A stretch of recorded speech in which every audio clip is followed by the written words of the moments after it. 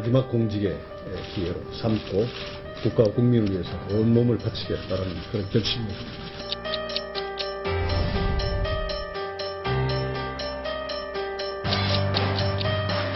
국민 여러분 사랑과 성원을 부탁드리겠습니다.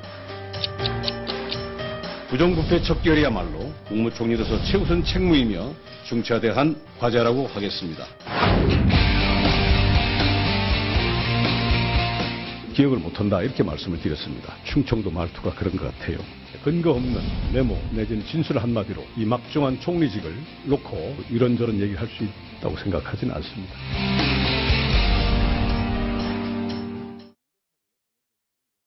이완구 국무총리가 결국 사의를 밝혔습니다. 어젯밤에 늦게 결정이 됐는데 어떤 일이 있었길래 어제 오전과 오후와 달리 밤사이에 이런 결정이 있었는지 궁금하실 텐데 저희가 취재한 내용을 아주 자세히 지금부터 풀어드리겠습니다. 조수진 차장, 네. 어제 오후까지만 해도 전혀 그런 기류가 없이 이완구 총리는 나는 내 길을 가겠다. 그리고 흔들림 없이 국정을 운영하겠다. 이런 의지를 밝혔었는데 왜 무슨 일이 있었던 건지 궁금합니다. 그렇습니다. 이 밤새 굉장히 상황이 많았는데요. 이 이완구 국무총리의 사퇴 소식이 확인이 된 게 밤 12시 30분이었습니다. 어젯밤에 정치부 기자들 정말 날밤을 샜습니다.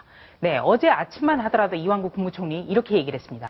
대통령이 국내에 없기 때문에 더 국정을 총리가 제대로 챙겨야 된다. 더 열심히 하겠다. 이렇게 하면서 이 총리직 사퇴에 대해서는 전혀 고려하지 않고 있음을 보여줬는데요. 격발은 오전 9시 30분부터 있었던 서울 관악을에서의 새누리당 현장 최고위원회였습니다. 네, 이 총리가 송 회장과 1년 동안에 210번의 전화통화를 한, 그러니까 잘 알지 못한다가 완전히 거짓말로 입증이 되면서 새누리당에서는 도저히 박근혜 대통령 귀국 때까지 기다릴 수 없다. 이렇게 결론을 내렸고요. 이런 새누리당 최고위원회, 새누리당 최고의사결정기구의 논의 내용을 대통령 측에는 이병기 대통령 비서실장을 통해서 전했고 이완구 국무총리에게는 이완구 국무총리가 원내대표 시절 원내수석으로 호흡을 맞췄던 김재원 수석에게 전했습니다. 자, 그 자세한 내용을 저희가 이제 그래픽으로 다 준비를 했는데, 자, 일단 오전까지만 해도 이 장애인날 행사에 참석을 해서 뭐 전혀 그런 기류가 없었고, 그 뒤에 보면 이 대구 행사 불참하겠다. 요때부터 조금 뭔가 기류가 달라진 거죠. 그렇습니다. 이 장애인의 날 행사 참석이 오전 11시였습니다. 네, 여기에서도 기자들에게 오히려 약간 좀 짜증을 냈죠. 나는 변함이 없다. 이렇게 못을 박았는데요. 이때까지만 해도요, 오전에 친박 의원들한테 이제 전화를 해서 혹시 반전 카드가 뭐가 있을까 이런 것들을 더 고민하고 하는 상황이 있었다고 하더라고요. 네. 그리고 나서 오후 2시경에 23일 정도로 예정이 됐던, 23일 날 예정이 됐던 대구 행사를 가지 않기로 결정했다. 이렇게 통보를 합니다. 그러니까 이때부터는 고민이 시작된 거네요. 그렇습니다. 물론 총리실에서는 대구 행사를 가겠다고 한 것이 아니라 가는 문제를 검토했기 때문에 불참 통보가 아니라 가지 않기로 했다. 확대 해석을 안 했으면 좋겠다. 이렇게 얘기를 했습니다만 이상기류가 감지가 됐죠. 그리고 오후 5시에는 갑자기 이 총리가 조기 퇴근을 합니다. 이때는 심경 변화가 확실히 있었다. 그렇습니다. 그래서 뭔가를 논의하기 위해서 관저로 들어갔다. 이렇게 볼 수 있겠네요. 그리고 오후 5시부터 밤 10시까지는 어떤 일이 있었는지는 잘 전해지지 않고 있었는데요. 아마도 이병기 대통령 비서실장을 통해서 여권의 기류 등을 종합한 결과 사의 표명을 하지 않았겠느냐. 이렇게 지금 관측이 되고 있습니다. 자, 지금 밤사이에 어떻게 긴박하게 움직였는지 지금부터 저희가 그래픽으로 이제 자세히 설명을 드릴 텐데, 자, 일단은 이완구 국무총리 사퇴를 하겠다라는 결심을 언제 굳혔는지가 궁금한데, 김무성 대표가 당의 의견, 아까 조금 전에 설명하셨듯이 그 최고위원회의 회의 결과를 김재원 의원, 대통령 정무특보인 김재원 의원을 통해서 이완구 국무총리에게 전달을 했나 보네요. 그렇습니다. 이 김재원 의원은 대통령 정무특보이면서 이완구 국무총리와는 매우 가깝습니다. 아마 총리 검증 때도 그 김재원 의원이 그 원내수석을 한 2년을 이유로 대면서 같이 거들었던 모습 아마 기억하실 겁니다. 김재원 의원이 총리 그 집무실로 그 메신저로 파견이 됐죠. 이 시점이 대략 낮 12시경으로 지금 그 추론이 되고 있습니다. 낮 12시경에. 그리고 김무성 새누리당 대표와 김재원 의원이 대통령 측에 이병기 대통령 비서실장에게도 비슷한 시각인 낮 12시경에 의사를 전달한 것으로 그렇게 알려지고 있습니다. 그러니까 당의 의견을 전달을 한 거네요. 그렇습니다. 그러니까 더 이상 버티기가 힘들 것 같다. 이런 의견을 가지고 김재원 의원이 총리 공간으로 들어갔나 보네요. 그렇습니다. 예. 그러니까 새누리당 지도부에서 오전 9시 30분부터 결정한 결과 더 이상 늦출 수가 없다. 그러니까 대통령은 귀국 후에 결정하겠다고 했지만 선사의 표명, 귀국 후 처리 이 부분에 대해서는 도저히 물러설 수가 없다. 예. 이 기류를 전달을 했죠. 예. 그리고 이병기 대통령 비서실장은 아마 낮에 이 박근혜 대통령에게 아마 낮 12시경에 즉각적으로 페루에 있는 대통령에게 보고를 한 것으로 확실시가 되고 있습니다. 예. 네, 왜냐면요. 이 페루와 우리의 그 시차가 14시간 차이입니다. 우리보다 14시간이 늦기 때문에 이 낮 12시경이라면은 그쪽에는 한밤중이 됐겠죠. 그렇게 해서 전달을 했고, 그리고 나서 박근혜 대통령이 어제 저녁에는 무슨 일이 있었냐? 바로 페루와 정상회담이 있었습니다. 정상회담이 있었기 때문에 우리 시간으로는 밤 12시까지 이 문제에 대해서 뭔가 입장을 낼 수가 없었다고 합니다. 그러니까 낮에 미리 대통령에게 통보가 됐기 때문에 우리 시간으로 밤 12시 30분, 페루 시간으로는 오전 10시 30분 그쪽에 정상회담이 끝나자마자 사실상 그 사의를 수용하겠다 이런 방침이 나오는 것으로 그렇게 추론이 되고 있습니다. 자, 그런데 궁금한 게, 자, 이렇게 사의를 밝히겠다는 거를 당초에는 국무회의를 주재하면서 뭐 얘기를 하면 좋겠다 이렇게 설명을 했었는데, 내가 뭐 물러나는 판에 무슨 국무회의를 주재하느냐. 그래서 국무회의 주재 안 하겠다. 이래서 밤에 그래서 공개가 된 건가요? 어제 12시 반쯤에 이제 그 문자로 다 공개가 됐죠? 네. 어젯밤 12시 30분에 총리실에서 긴급 공지가 왔습니다. 그 화요일로 예정된 국무회의는 최경환 경제부총리가 주재한다. 이렇게 문자가 왔죠. 여기에 대해서는 이완구 국무총리가 떠나는 마당에 이미 사의를 표명한 마당에 국무회의를 주재할 수 없다. 이런 의견을 그 대통령 정무특보인 김재원 의원에게 전달을 해서 이루어진 것으로 알고 있습니다. 예. 그럼 김무성 대표는 이 사퇴 소식을 몇 시쯤 들었나요?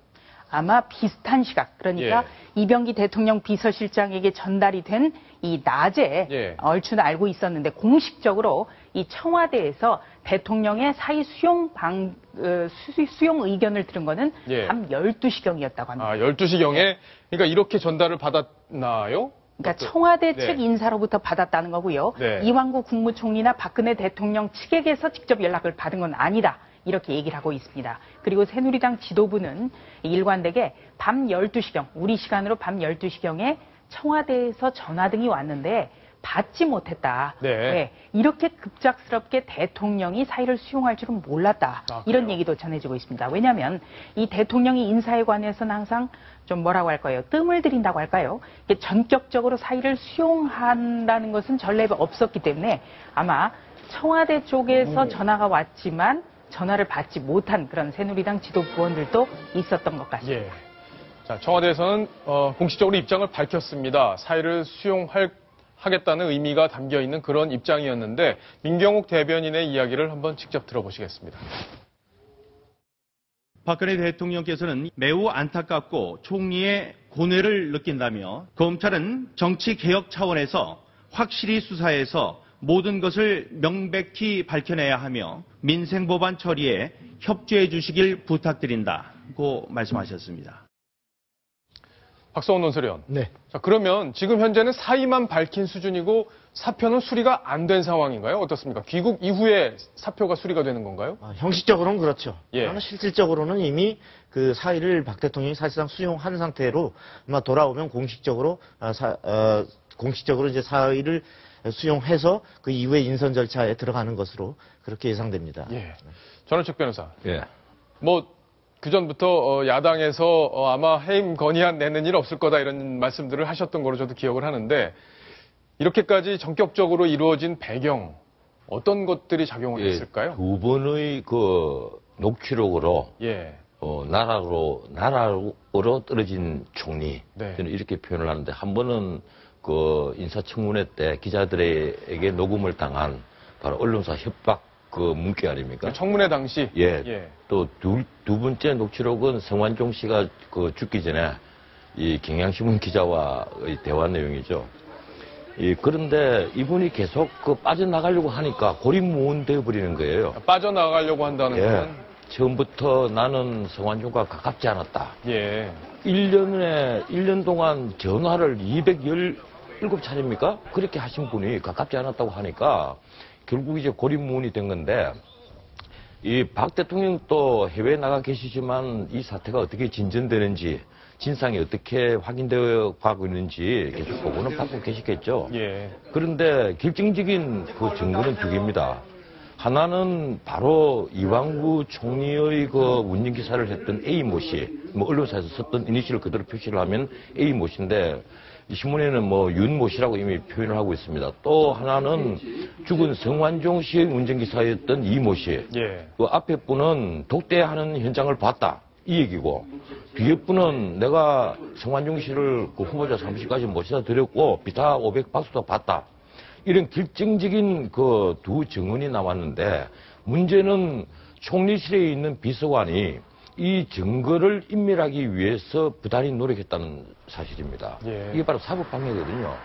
제가 시청자들에게 한 말씀 드리자면, 사법방해죄는 미국이나 프랑스, 중국 같은 나라에서 이미 그 법률로 엄단하고 있는 사항인데, 본인이 허위 진술을 시키거나 증거를 인멸을 하거나, 또 뭐 미국 같은 경우에는 배심원을 회유하거나 협박하거나 하는 행위가 있으면 3년 이상 30년 이하 징역에 처하는 매우 중한 범죄입니다. 예. 우리는 지금 증거인멸 같은 행위를 피의자나 피고인이 하더라도 그것을 이제 본인이 범죄를 감추기 위해서 하기 때문에 정상을 참작할 사유가 있다. 이렇게 그 우리 법원에서는 보고 있는데, 이건 매우 중한 그 범죄이고, 특히 일국의 본인 표현대로 한 나라의 총리라는 분이 그런 사법 방해 행위를 했다면, 이것은요, 지금 대통령께서 고뇌에 찬 총리의 그 판단이라고 표현하시는데, 저는 사임을 받아들이시는 게 아니라, 우리 박 대통령이 이미 한 2번 써먹었지 않습니까? 썼지 않습니까? 면직 처리. 예. 더 나아가서 파면을 해야 될 사항이라고 저는 생각합니다. 보통 사람이었으면 벌써 체포되어서 구속되었을 뿐이에요. 예. 자, 그럼 어쨌든 뭐 이제 증거 인멸을 하려고 했다는 것이 아직 입증은 된 사실은 아니기 때문에 이제 이거 단정적으로 보긴 좀 어렵고, 그런 것들까지 만약에 입증이 된다면 지금 변호사님께서 말씀하신 대로 더 강한 어떤 경질이나 면직 같은 것들이 가능할지도 모르겠습니다. 자, 조수진 차장. 네. 일단 지금 63일간 일을 한 총리다, 이렇게 돼서 최단면 총리 아니냐, 사실상 이렇게 얘기가 나오고 있는데 실제 그렇습니까? 네, 그렇습니다. 이 이완구 국무총리의 직무는 사실 어제로서 끝났습니다. 이 기간을 헤아려 보니까요, 2월 17일부터 정확하게 63일입니다. 왜 사실상 최단명 총리라고 하느냐? 네, 제2공화국 때 이 장면 국무총리가 이 단기간에 물러났는데요. 그때 재임 임기가 65일이었습니다. 그런데 이 대통령이 다음 주 월요일 날 귀국을 하면서 이 문서 형태의 사표를 수리하는 것, 여기까지 하면은 임기는 조금 더 늘어날 수 있습니다. 하지만 실질적인 어떤 임기는 어제로서 끝났기 때문에 사실상 63일에 최단기 그 국무총리라는 멍해를 안게 되는 거죠. 이 박근혜 대통령 그 취임 이후에 이 국무총리와 관련해서는 여러 가지 불명예스러운 기록들이 굉장히 많습니다. 첫 번째는 맨 처음 아마 기억하실 겁니다. 김용준 후보자가 국무총리 후보자로 인선이 된 뒤에 자진 사퇴를 했죠. 네, 역대 정부에서 첫 총리로 지명된 사람이 자진 사퇴한 전례가 사상 초유였습니다. 두 번째로는 이 국무총리 인사청문회가 도입된 게 2000년입니다. 2000년 이후에 6명의 총리 후보자가 낙마하는데요. 이 중에 박근혜 정부에서 3명이 나왔습니다. 예. 6명 중에 3명이 바로 박근혜 정부에서 나온 거죠. 그리고 또 박근혜 정부의 어떤 그 취임 이후 5명의 그 총리를 지명했는데 3명이 국회 인사청문회 문턱도 넘지 못하고 자진 사퇴를 했습니다. 이런 온갖 기록들이 있고요. 또 박근혜 대통령의 어떤 그 용인술로 돌아봤을 때 이 총리 후임자를 찾기도 굉장히 쉽지 않을 것 같습니다. 그래서 이쯤 되면 국무총리 포비아, 총리 공포증이라는 단어가 나올 수밖에 없을 것 같습니다. 예. 총리 포비아란 말까지 나온다. 자, 이제 또 후임을 또 뽑아야 될 텐데, 야, 정말 걱정입니다. 이거, 어떤 총리가 또 나와서 이런 상황을 수습할 수 있을지, 뭐, 검찰 수사도 진행이 돼야 되고, 이런 것들을 다 지휘해서 움직여야 될 텐데, 정말, 답답한 그런 상황이 아닐 수 없습니다. 자, 국무총리, 이완구 국무총리, 앞으로 거취 궁금하시죠? 이제 국무총리에서는 물러날 텐데 의원직은 또 어떻게 될지 이런 것들이 지금 또 논란이 될 것 같습니다. 국무총리, 이완 국무총리가 밝혔던 자신의 거취, 과거의 발언에서 한번 추정해 볼 수 있을 텐데요. 과거에 자신의 거취와 관련된 이야기 직접 한번 들어보시겠습니다. 총선에 불출마하겠다고 이 자리에서 입장을 표명을 하시고 내각을 내가 책임지고 이끌어 가겠다. 본인의 결단이 필요하다고 생각합니다. 저는 이 자리가 마지막 저의 공적인 자리라고 생각을 하고 있습니다. 다만 지역 구민에 대한 최소한의 그 도리가 있기 때문에 적절한 기회에 제 입장을 밝히도록 그렇게 하겠습니다. 자, 박성원 논설위원, 지금 얘기를 보면 총리를 그만두는 건 맞는데 의원직은 더 하겠다는 건지 안 하겠다는 건지 얘기가 조금 불분명하게 들릴 수도 있겠습니다. 앞으로 어떻게 될 걸로 예상을 하십니까? 지금까지 답변해온 태도로 볼 때, 선출직, 국회의원은 선출된 직이고 총리는 임명된 자리다. 예. 그래서 어떤 결격 사유가 있다라고 할 때 나는 지금까지 무죄임이 분명하지만 어떤 국정에 누가 되고 있는 상황 때문에 불가피하게 사퇴한다. 지금 아마 이게 이완구 총리의 심정일 겁니다. 예. 때문에 앞으로 총선은 지역 구민들이 뽑아준 그 국회의원직은 계속 유지를 하고 아마도 내년 총선 여부는 그 전에 과연 무죄를 벗을 수 있느냐 없느냐에 따라서 아마 거취가 결정되지 않을까 싶습니다. 예. 자, 시청자 질문이 왔는데요. 보고 가겠습니다. 자, 이제 후임 총리를 또 뽑아야 할 텐데 누가 거론되느니 아니니 이렇게 할 테고 지명이 되고 나면 또 뭐가 문제니 아니니 할 테고 정말 총리 뽑다가 이 정부 날 새겠습니다. 국민 입장에서도 정말 피곤하고 짜증나네요. 전원책 변호사님, 정말 짜증나고 피곤하고 이거 언제 박근혜 정부는 뭘 언제 하는 겁니까? 이거 총리 뽑다 볼일 다 보겠습니다. 이 진영 논리에 빠져서 사람을 보면 결국 그 적재적소에 알맞는 사람을 못 찾는 것 같아요. 우리 편 아니면 이 총리에 앉힐 수 없다. 이런 시각으로 보니까 그런 것 같습니다. 그래서 좀 총리를 보는 그 총리 자리에 알맞는 사람을 찾는 것을 좀 폭넓게 봐야 되지 않겠느냐. 이런 생각을 하는데 또 우리 이 정치판이나 언론도 나는 조금 문제가 있다고 생각을 해요. 이 해당자의 그 어떤 이념, 정책 같은 것은 별 관심이 없고 아주 시시콜콜한 것까지 다 캐고 있거든요. 이 국가에 대한 의무를 다했느냐, 돈에 있어서 얼마나 깨끗하냐, 공과 사를 쉽게 말하면 구비를 할 줄 아는 분이냐 하는 것만 좀 판단을 했으면 좀 사람을 많이 찾을 수 있지 않겠냐 하는 생각을 합니다. 네. 자, 조수인 차장도 이런 답답함이 공감이 되시죠?